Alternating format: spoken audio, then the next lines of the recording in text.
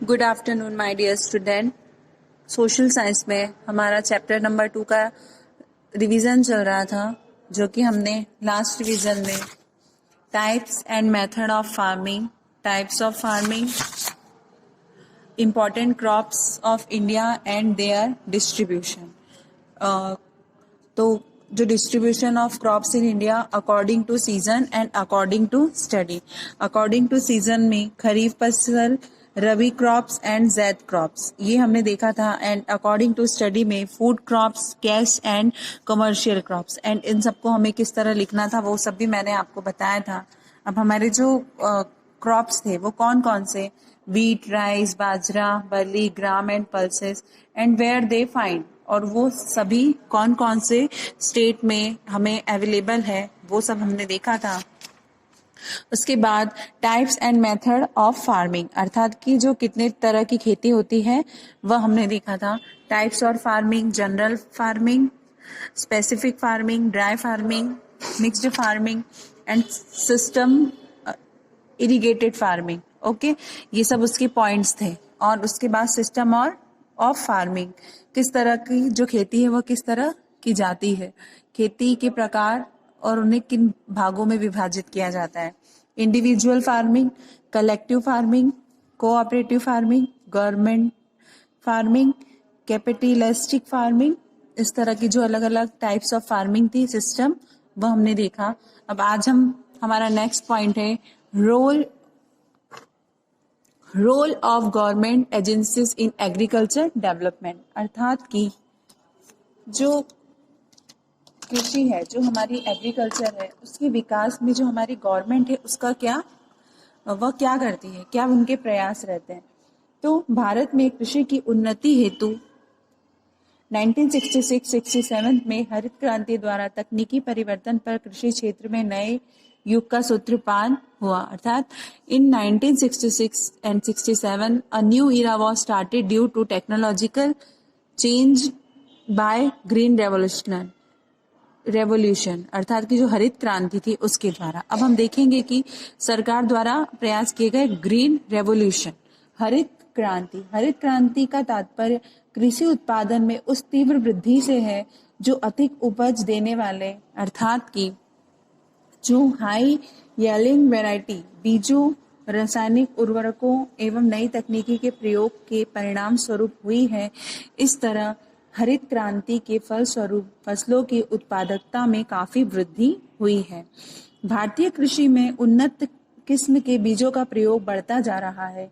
पंजाब, हरियाणा, उत्तर प्रदेश, गुजरात, तमिलनाडु और आंध्र प्रदेश में गेहूं व चावल का अधिक उत्पादन उन्नत किस्म के बीजों की देन है।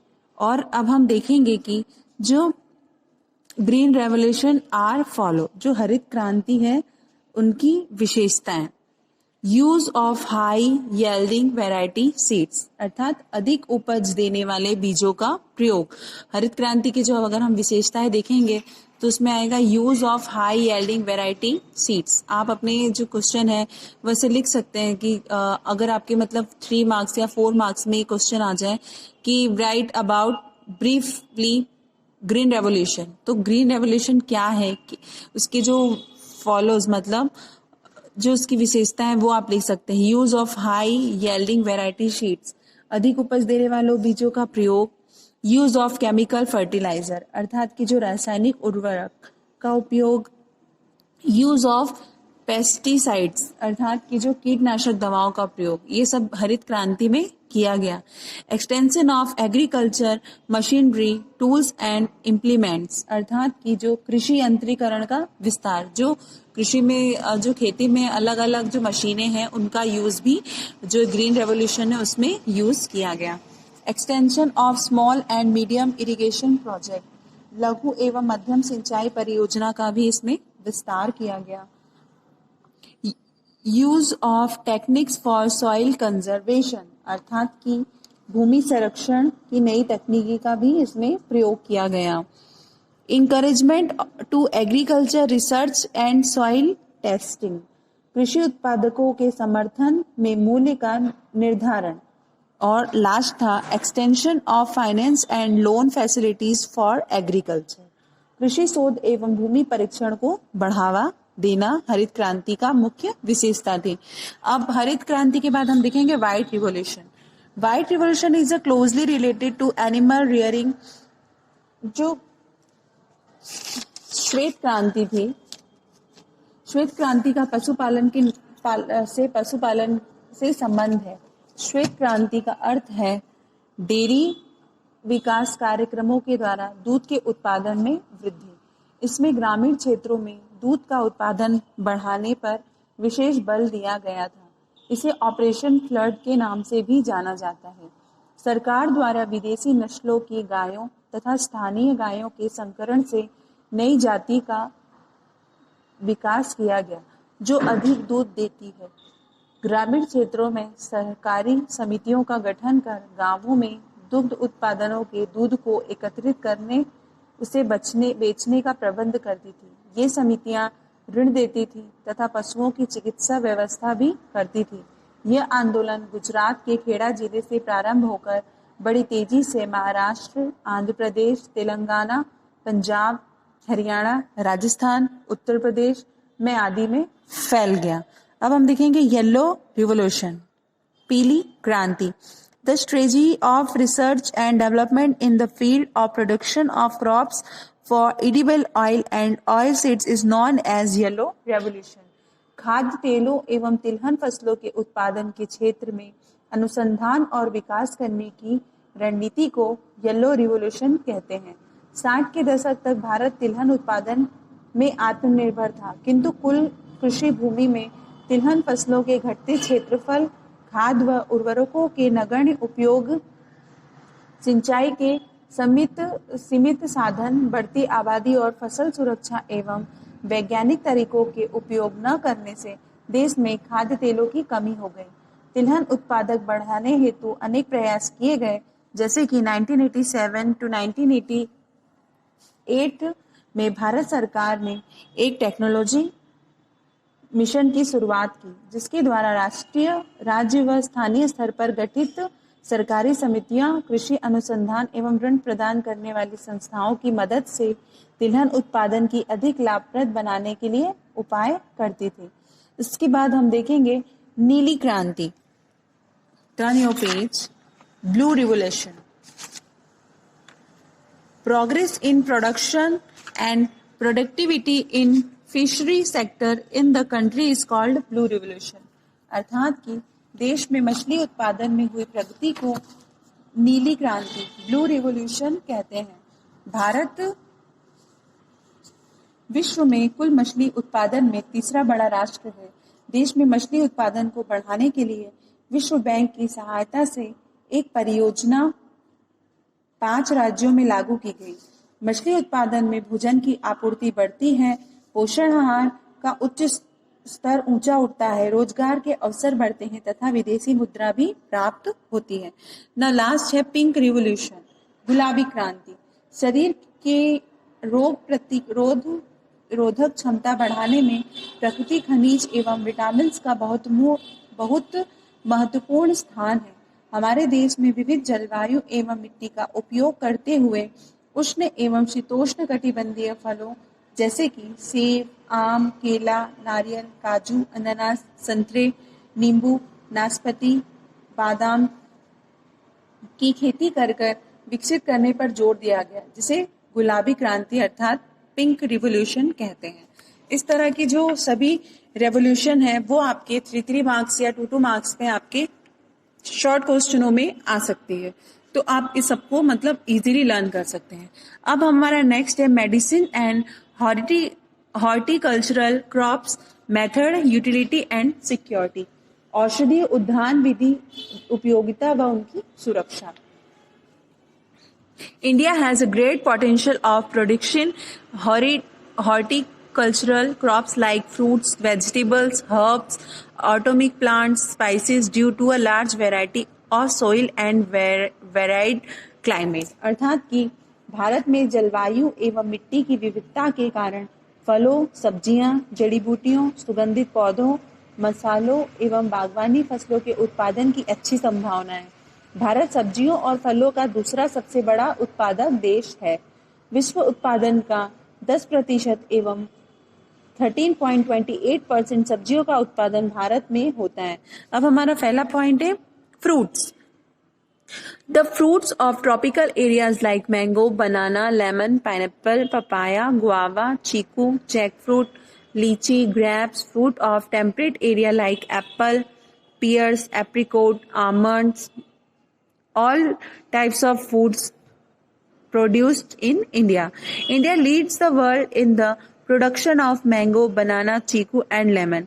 India produced 39% of mango and 23% of banana of the total world's production. अर्थात कि जो भारत में विश्व का 39% आम एवं 23% केला होता है, पूरे वर्ल्ड में इतना इंडिया में प्रोड्यूस किया जाता है। नाउ नेक्स्ट है vegetables like tomato, onion, brinjal, cabbage, cauliflower, peas, potato and cucumber are grown in India। अर्थात कि भारत में उगाई जाने वाली प्रमुख सब्जियों में टमाटर, प्याज, बैगन, पत्ता गोभी, फूल गोभी, मटर, आलू, खीरा है।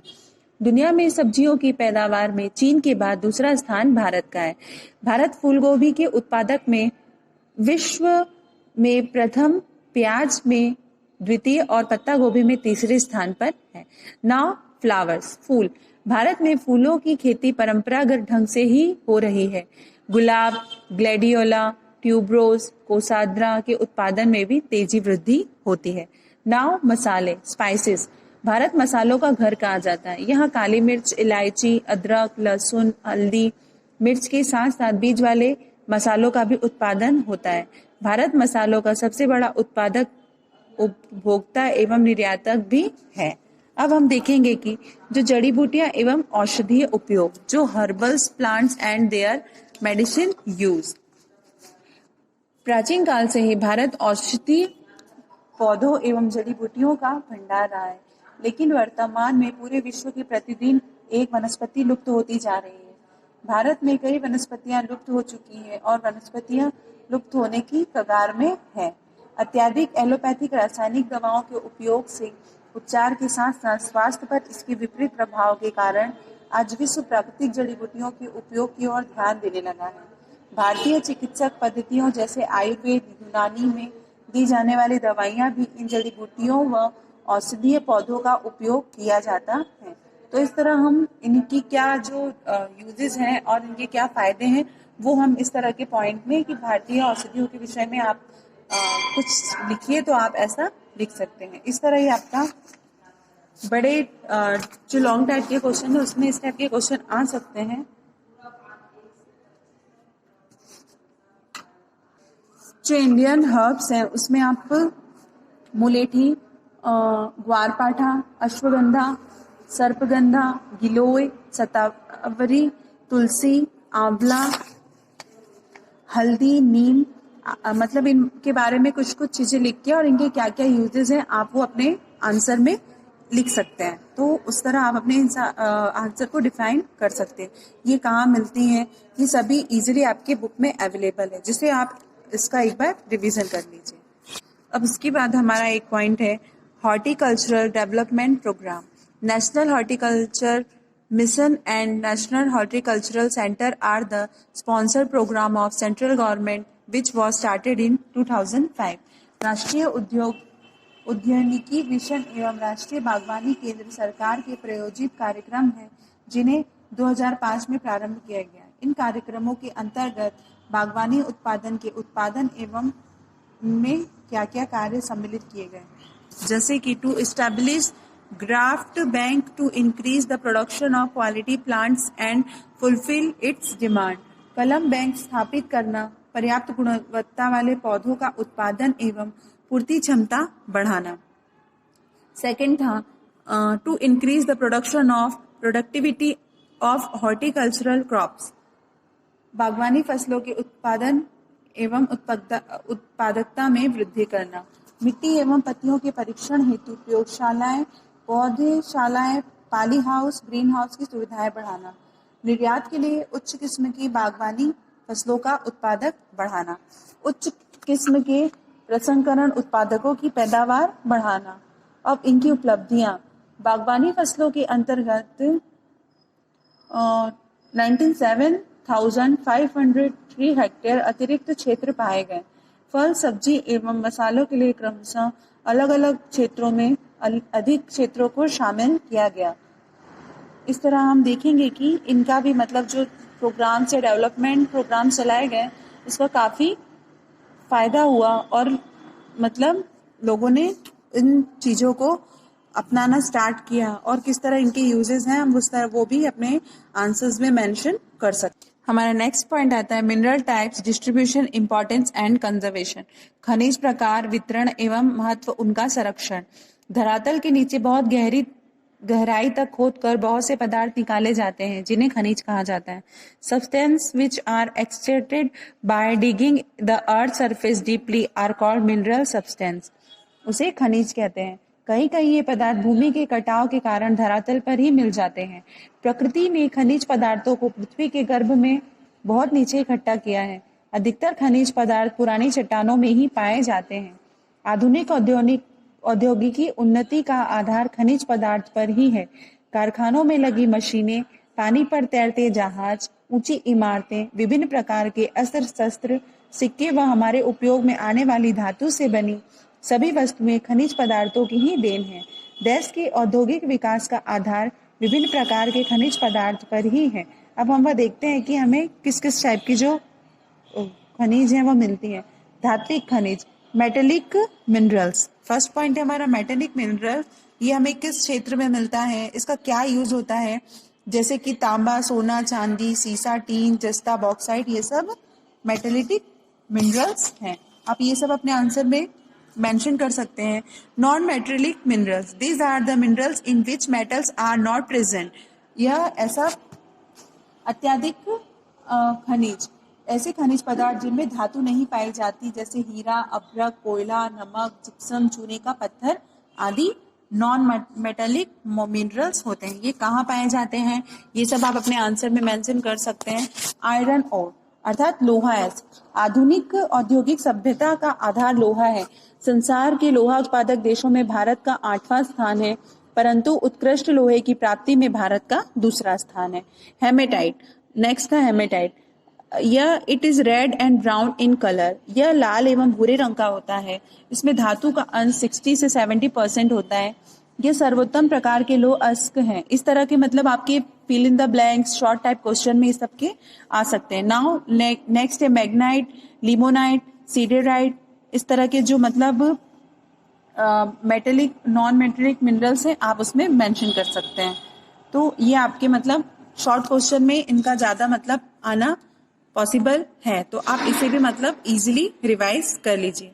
नेक्स्ट अब हम अपने हमारा माइंस ऑफ आयरन और be divided into following regions. जो मतलब उत्तरी पूर्व में भारत में लोहे की खदानों को निम्नलिखित क्षेत्रों में विभाजित किया गया। मतलब जो ये खदानें ये किन किन एरियाज में पाई जाती है। North eastern region, central India region, peninsular region, other region. मतलब इन 4 मतलब जो इनको डिवाइड किया गया है, उत्तरी पूर्वी क्षेत्र, मध्य भारत क्षेत्र, प्रायद्वीपीय क्षेत्र, इन जगहों पर ये सब प्राप्त होते हैं, जिसे भी डिवाइड करके उसका एक आंसर बना दिया गया है। ये भी ऐसा कैसा आपके एग्जाम में आ सकता है, तो आप इसे भी रिवाइज करिए। अब नेक्स्ट है मैग्नीज अयस्क। मैग्नीज का उपयोग अनेक वस्तुओं में होने के कारण इसे जैक ऑफ ट्रेड्स कहते हैं। मैग्नीज उत्पादन में भारत का विश्व में द्वितीय स्थान है। विश्व के कुल उत्पादन का 19% मैग्नीज यहाँ निकाला जाता है। जिस धातु में मैग्नीज व लोहा दोनों अधिक मात्रा में मिश्रित रहते हैं उसे मैग्नीज लोह अयस्क भी कहते हैं। 5% से कम मैग्नीज के अंश होने पर लोह अयस्क कहलाता है। इस तरह आप उसे भी मतलब डिस्क्राइब कर सकते हैं। अब ये आपको किस इंडिया के किस क्षेत्र में मिलता है, सेंट्रल इंडियन रीजन, अर्थात कि यह मध्य भारतीय की खदानों में यह प्राप्त होता है। इसी तरह मीगा अर्थात अभ्रक, तांबा अयस्क, बॉक्साइट, सोना, हीरा, ये सब मतलब इनके बारे में अलग अलग टाइप में टिप्पणियां या जो भी है आता है वो आपके एग्जाम में आ सकता है। तो आप इन सबका रिवाइज करिए, इसे पढ़िए। बॉक्साइट, गोल्ड, डायमंड, ठीक है, ये सब आप इसको रिवाइज करिए। नेक्स्ट अब आगे हम जो conservation of minerals, power resources, types of distribution, uses and conservation. अब हम अपने नेक्स्ट वीडियो में इसका रिवीजन करेंगे। Okay, thank you.